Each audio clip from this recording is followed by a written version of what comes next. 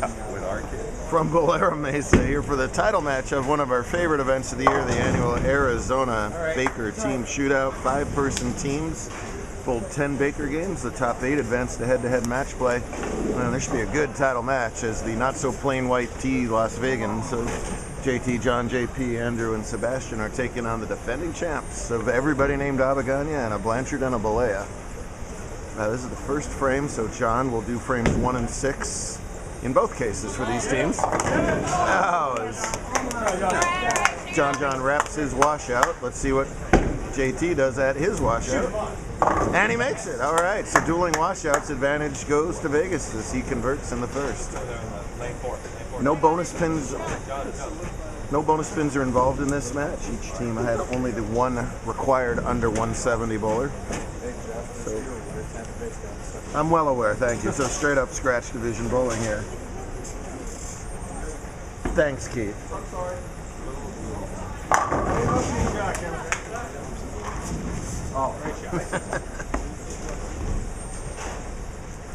Nine-time champ Kendall Balea in the same building as our all-time champ Brianna Cote. Hey, Caldwell trying to match her with that 10th career win. She's won in singles, she's won in doubles, she's won in team, she's won it all. Now having a really good rookie scratch division season. She flipped over right after Desert Open and has been holding her own and learning a ton as she's gone throughout the year. No problem converting that 10. This is the best 2 out of 3 games.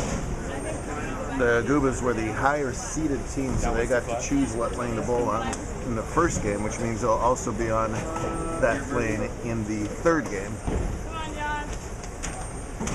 You can flip-flop their orders each game if they want.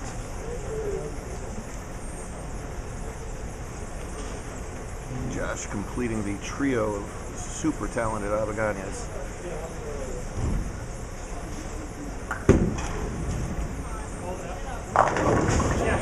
Light hit mixes small bolt on a 48 feet long pattern. The surface here can be occasionally challenging, and it was both days this weekend. So scores were low today and low yesterday.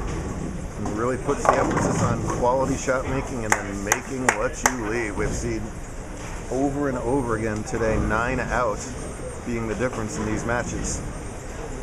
It's been a trend this month.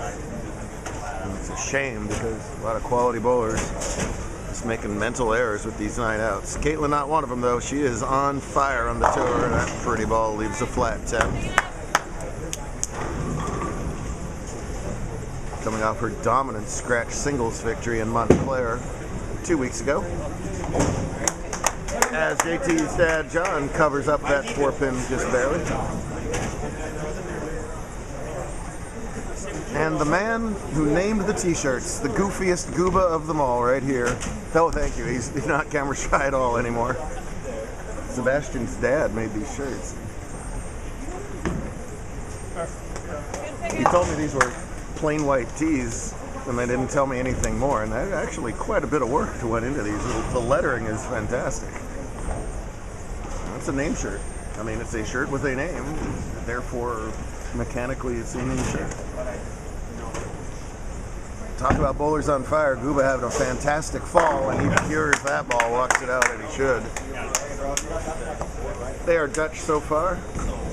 And here's a man as talented off the lanes as he is on.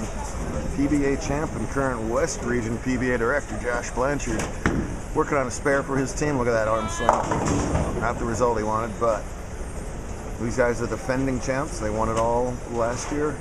This is a tough tournament to win. There's some stacked teams. Sebastian's been throwing the ball great in match play, but pulls up out of that one. Same exact result, 2 10s. Miss a little right, it's a 210. Miss a little left, you'll be happy with the Brooklyn. Not a lot of margin for error. Both these guys great spare shooters. Josh really has to clip the 2 if he's going for it, because he's got to deal with the 6 there as well. That's close. Not quite enough. Sebastian has a tiny bit more margin for error, so he doesn't have a 6. And he nails it! Yeah, there you go. So far the difference in this match, a washout conversion from JT and a beautiful 210 conversion from Hoffman. John breaks up a split. John and I aren't talking right now because he is a 49ers fan and they're playing my Bucks right now, and it's 7-0 San Francisco, and I will try and remain impartial through the rest of this video. Aha, Verdi takes the Brooklyn. He'll take it. Bucks miss a 55-yard field goal. Attaboy, boys.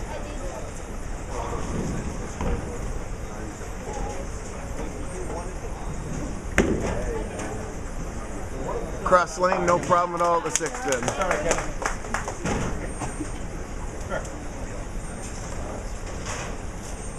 This team Abagania discusses strategy over there.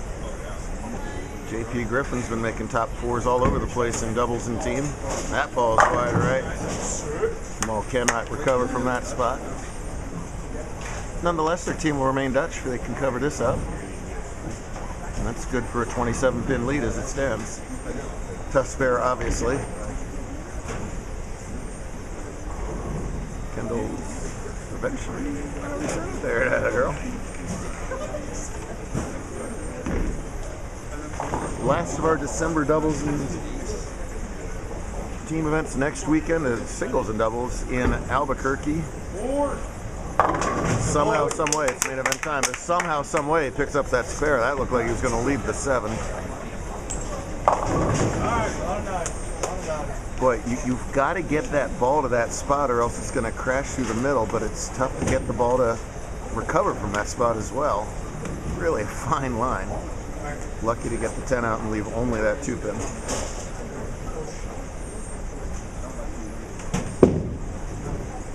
Verdi in the 8th breaks up the Dutch game, but remains clean. And every time they mark, that forces strings from the other team, and those are hard to come by right now. Although they did have a 250 game in the last round of match play to start things off. Huge thanks to Jody and Tiffany and the whole team here at Mesa for having us. Coming here for literally decades. They open the doors for us and say, what do you need to make this happen? Fantastic hosts.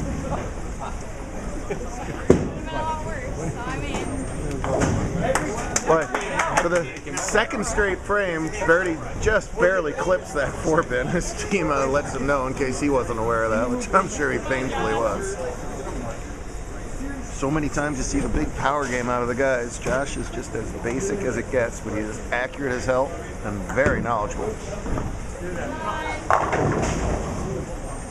Oh, late love on the 7. Who needs power when you roll that 5 right into the 7? Big time necessary strike for their team. Andrew in the foundation 9. He wants it to wheel. It sure wheeled. Boy, how on fire is Guba? No scratch wins until this September. He wins up in Oregon, and that kind of lights a fire up, and he's won again since. Second to Caitlin in Montclair 2 weeks ago. Abigail needs this strike for her team. It's tight. Oh, and it sits right there. All right. What's it? I don't know if she's playing that tight or misled. I think it was a miss, but found a little bit of hold. She gave me a little wink and a nod. She'll take it every day. Sets up a possible 202 for her team. Sebastian needs this strike to win it right here.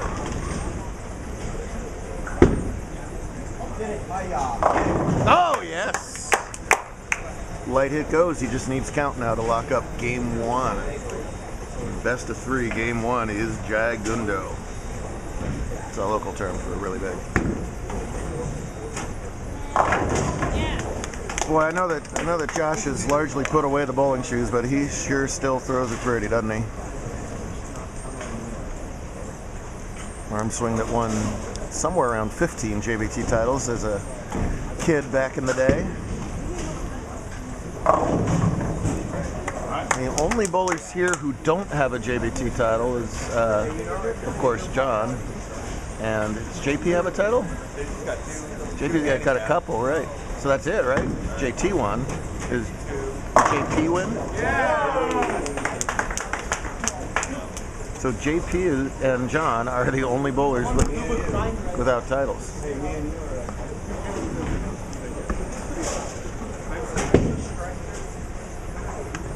Looks like both lanes are playing fairly similar with that hang spot to the 2-8. But in a day where we've already talked about how vital missed spares have been, a clean 207 is going to be by 5 pins enough to win a very competitive first game. 1-0. The defending champs got to win the next 2 to maintain their crown and/or tiara. We'll see if they can do it as they flip sides.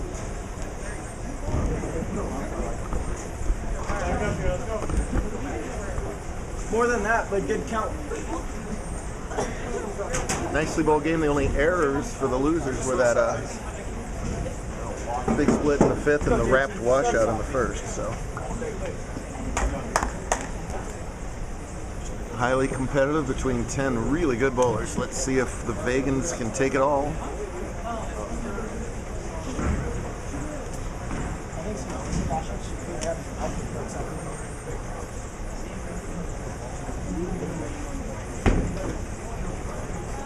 Little man lets it fly and uh-oh, crashes high.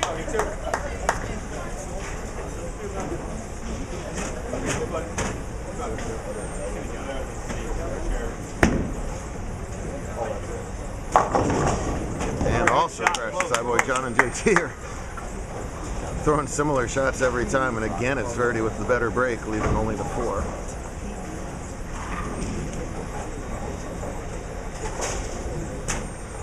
John's already got a couple titles, including doubles with his buddy Caden a couple weeks ago. Well, at least when you chop the 610, you might as well have a 7-up with it so you don't feel as bad about chopping it. John crashes into the couch and try to pick up his team. Verdi hard and straight. I would have to say the superior Verdi at 4-pin shooting so far. That one was no trouble. Make everyone hold their breath whatsoever. I was looking back at the website as I was digging up pictures of Labrell and found some older pictures of Kendall too. It's hard to remember how quickly some of these people grow. Kendall was just a tiny little girl. It seems like yesterday. I know Caitlin gets a lot of the headlines, deservedly so, but Kendall is carving out an outstanding career and future for herself as well. Boy, JP really, really close there. Thank goodness he slides directly parallel to the foul line because he was super close. But behind, it's a strike and it's another early lead, which Josh can reverse. He can strike here in the 3rd. Big turnout, 28 teams. That's 140 bowlers after yesterday's 152 bowlers. So big turnouts as always for these really special events. Anything bigger than singles always creates just a radically different atmosphere and a fun one too. Oh, this is a very quiet Baker tournament. And these guys are going to get their ears blown off when they both college. Well, another good shot from John. He got the 4 out at least. Don't have to worry about that. Now we'll see how his corner pin's going to be shooting his.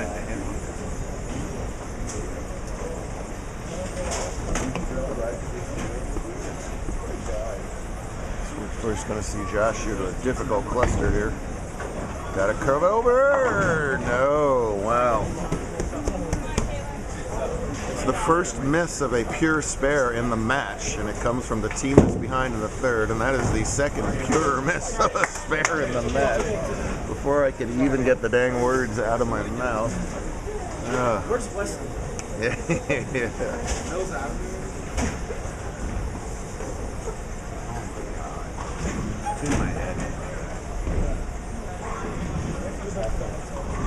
Caitlin, in addition to her physical talents, a fierce competitor. Boy, tucked the heck out of that one.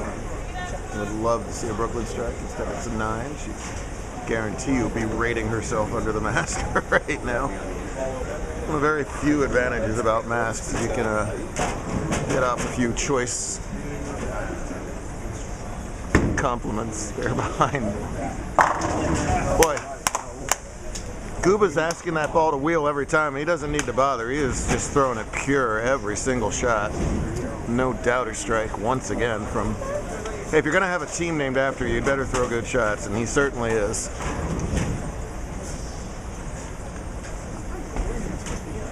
There's a single pin conversion from Caitlin.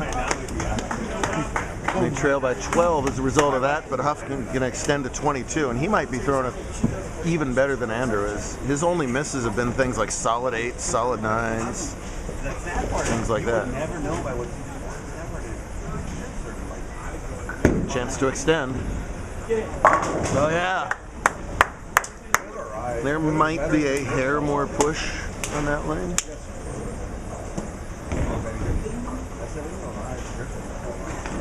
She's trying to keep it close. These games are so fast in Baker. I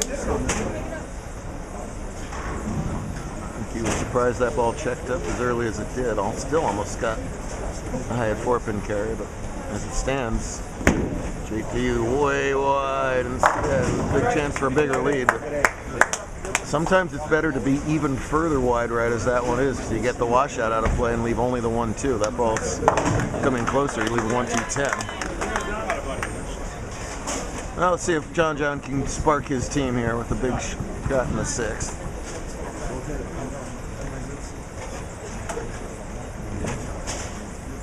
Let JD's smaller size fake out either. He's been bowling in scratch this season too. There's been a lot of turnover this year. A lot of bowlers trying scratch. Some of them just paying their dues. Others of them are having results right off rookie season. That's close. All right.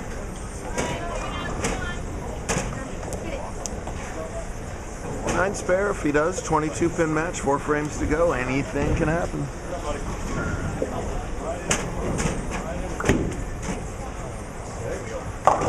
Oh, that's that 210 spot. Doesn't get the break on it. So the count is even at 4 as a result of that. So he's got to talk to his teammates what he wants to do here. They've got the lead. They've got the lead overall. Spare goes a long way to a win. As we got to respot that 6. Someone's on it, guys? Sorry. Thank you. Hey, go back. What? Whatever you choose, they can get the point. That's what we told them. I love that teenager form of communication where they're kind of snapping at each other even though they love each other. And there goes the hooked ball into it. That is close. Oh, real good try at it. It's like bowling, guys. Gets the count there. We got 123 through 7, which now makes it, as it stands, a 9-pin game. They've got to respot John's 6-pin over there.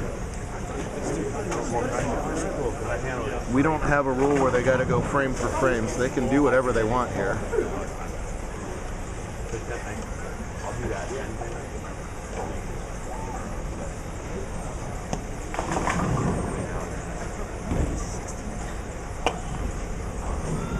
I have a pause. Big thanks to Ion Bowling for upping the title sponsorship this year. Bowlers who wear that in the final match split the $5,000 scholarship prize up for grabs. See John Kendall over there.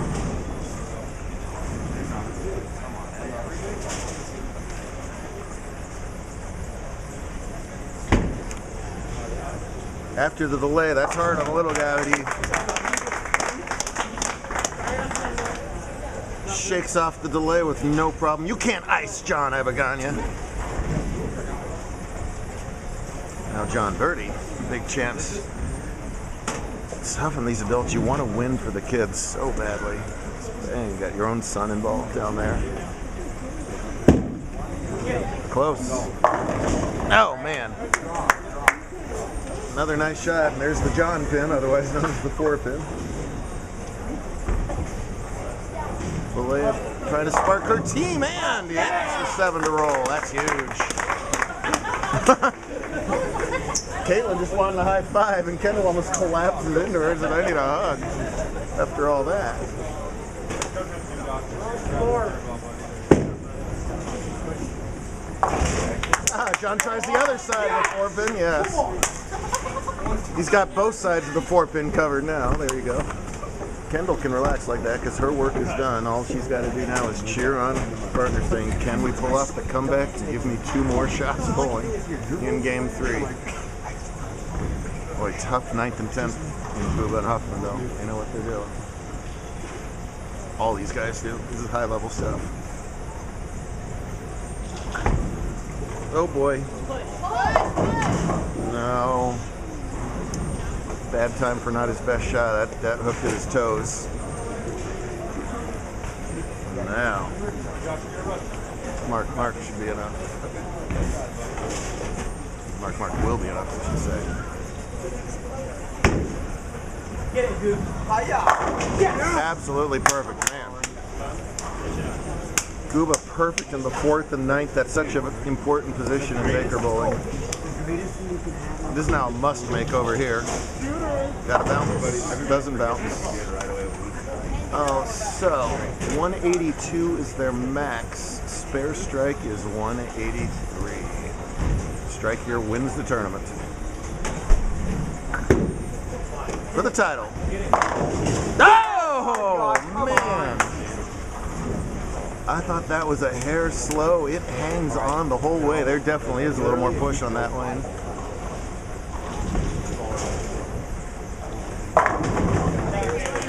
Cleveland's got the strike. Just a couple pins and we got a winner.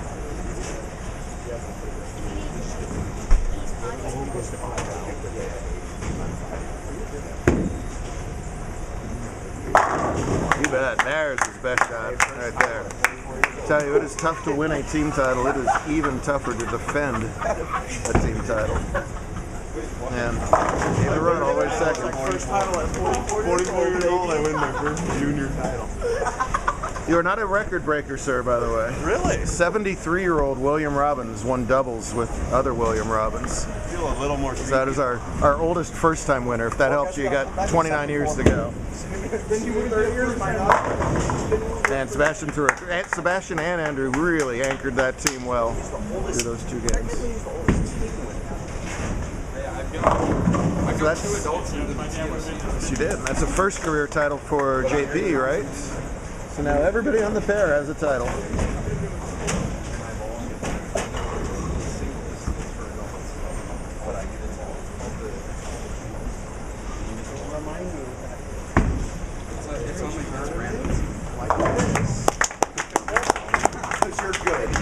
Hey, thanks again to all the adults for taking their time out to bowl with us this weekend. Some great talent all there. And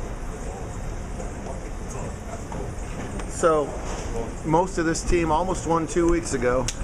Thanks to the shirt director. That is clearly what made the difference between runner-up and victory. For the red-hot Guba. They're goofy. They're Gubas. It's a goofy weekend. They're talented.